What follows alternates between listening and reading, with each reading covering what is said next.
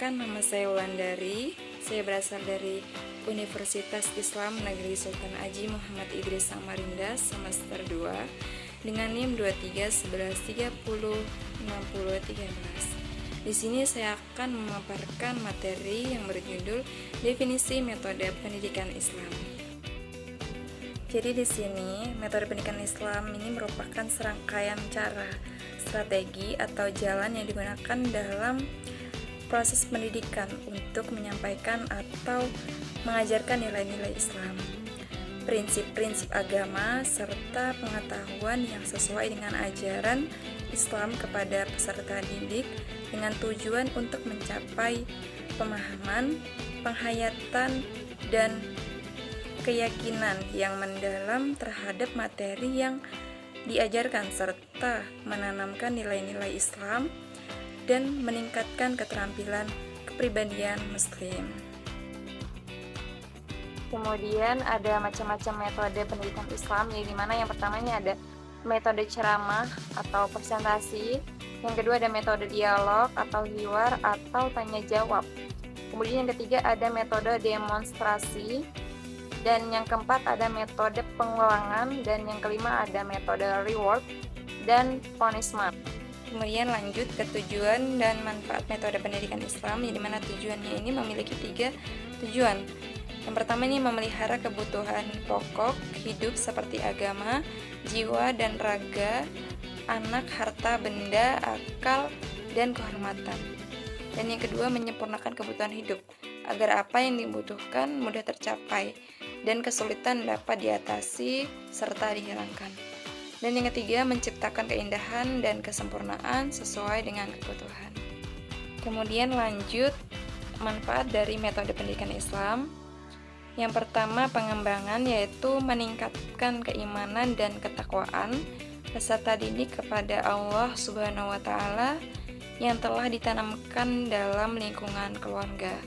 Yang kedua, penanaman nilai sebagai penghayatan hidup untuk mencari kebahagiaan hidup di dunia dan akhirat. Dan yang ketiga, pengajaran tentang ilmu pengetahuan keagamaan secara umum, baik atau alam nyata dan nirnyata, sistem dan fungsionalnya. Kemudian contoh implementasi metode pendidikan Islam.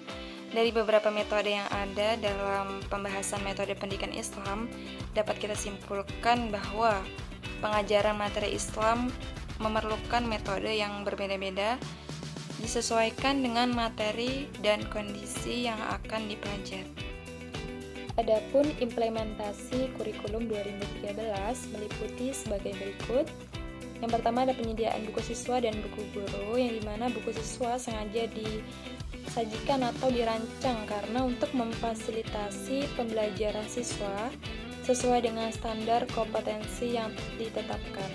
Sedangkan buku guru sengaja dirancang karena untuk memberikan panduan terhadap siswa yang pastinya juga sesuai dengan kurikulum 2013, seperti bagaimana cara kita menyampaikan materi-materinya, kemudian strategi apa yang dapat kita gunakan agar pembelajaran tetap efektif, kemudian mengevaluasi kembali pembelajaran yang telah diberikan.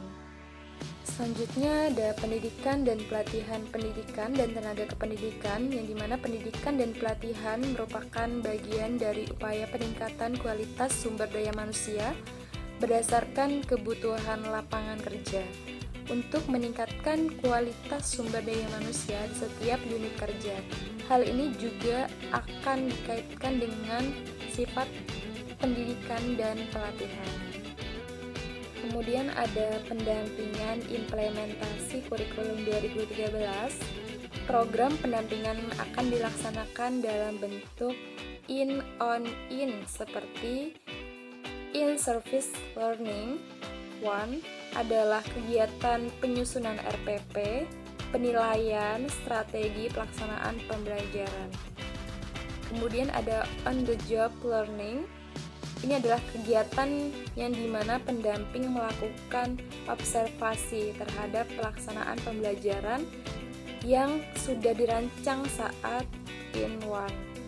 Kemudian ada in-service learning tool adalah kegiatan evaluasi saat pelaksanaan on the job learning hingga refleksi.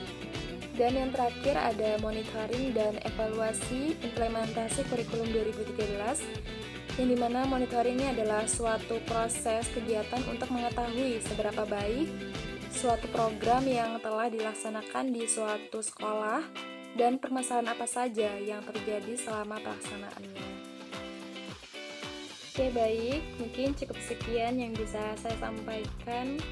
Kurang dan lebihnya saya mohon maaf. Wallahul muwaffiq ila aqwamit thoriq. Wassalamualaikum warahmatullahi wabarakatuh.